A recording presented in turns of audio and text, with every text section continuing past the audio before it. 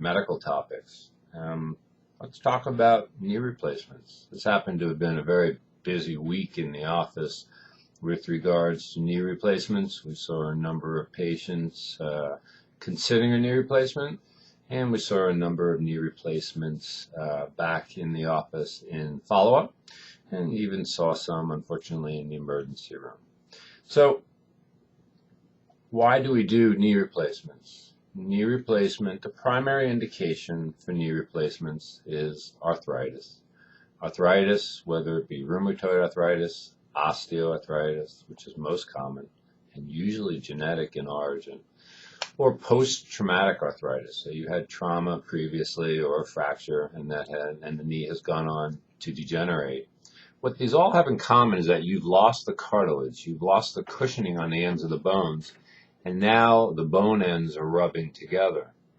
Now, does the mere fact that you have arthritis mean that you need a knee replacement? No. We don't treat an x-ray. We don't treat an MRI finding. We treat a patient. I've seen patients with horrible looking x-rays, and they are walking in with a cane, taking Tylenol, and doing just fine. I've seen people with fairly mild to moderate disease, but a significant amount of inflammation and swelling and corresponding disability. Now, take that patient where they have significant pain and disability. They will typically say that the pain they are having is having a significant impact on their quality of life.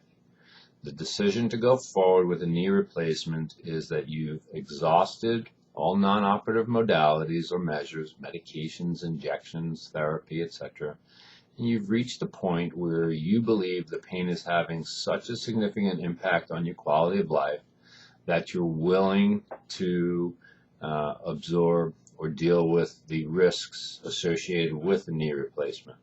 Now, what do we do when we do a knee replacement? A lot of people think that we simply cut the end of the femur, cut the top of the tibia, and stick in this big giant device. It's not actually true. What we do is we actually reshape or resurface the ends of the bones. Here's a knee, a simple knee. Right? We have the femur on the top. We have the shin bone or tibia on the bottom. What we do is we remove a small portion of the end of the femur here, a small portion of the top of the tibia. This leaves us with the end of the femur cut and prepared for the prosthesis, and the top of the tibia cut and prepared for the prosthesis. We then are able to put the prosthetic component on top of the bone, like that. I'm obviously not a seasoned video personality. Then we put a tibial part in. We put a plastic spacer. We reduce the knee. And that is a knee replacement. Notice how the replacement resurfaces the ends of the bone, and we haven't actually cut across the end of the femur and taken the entire knee out. So, you've decided that because of your pain, because of the significant impact on your quality of life, you're considering a knee replacement. What are you looking at? You're looking at a big procedure. No other way to put it. Some patients fly, but the vast majority of patients experience significant pain and significant disability for a period of time. And that period of time can be 2 to 3 months. What I typically tell people is that they won't say thank you to me until around 2 months. The procedure is successful in about 93% of people. That means that about 4 or 5% are going to have pain. We don't know why. Their components look good on x-ray, they're well fixed, but they still have some discomfort.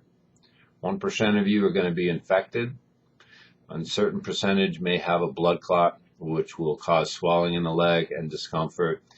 And so that leaves us with 92 to 93% overall success rate. And when it goes well, it goes very well. And people are very satisfied with their return to a mobile, active lifestyle with little, if any, discomfort. Are there risks involved with surgery? Absolutely. There's risks of anesthesia. Typical anesthesia for a knee replacement is a spinal anesthesia. There's risk of infection. The general quoted infection rate is around 1%. If you're obese, or if you're diabetic, or if you have a history of prior infections, the infection rate goes up from there. We give you antibiotics prior to the procedure. We wash the knee aggressively before we close the skin, but infections still occur. And infections actually usually occur with your own bacteria. So if you are having surgery, it's very important to shower very aggressively the night before and the day of surgery to minimize the bacterial load on your body. What other risks are there? There's risk of developing blood clots in the legs. That's called a deep vein thrombosis. That in and of itself is not dangerous unless the clot breaks off and travels to the lung. That is called a pulmonary embolus. That can be fatal. The incidence of DVT can be fairly high. However, the incidence of pulmonary embolus is very low. And most surgeons, me included, put you on medications to dramatically minimize the risks of both DVT and pulmonary embolus. There is a theoretical risk of nerve or blood vessel injury. Those tend to occur in very deformed and post-traumatic stiff knees. The risk of nerve or vessel injury and routine knee replacement is very low. There's risks of issues with skin or the incision not healing well, and that is predominantly in a diabetic or people with peripheral vascular disease. You could have issues with blood vessels also if you have a history of peripheral vascular disease. If you're young, these components can wear out. They're metal and plastic. If they wear out, they need to be done again.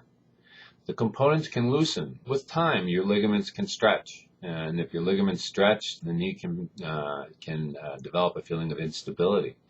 And we may need to go back in and make that plastic piece a little thicker to retension or tighten those ligaments.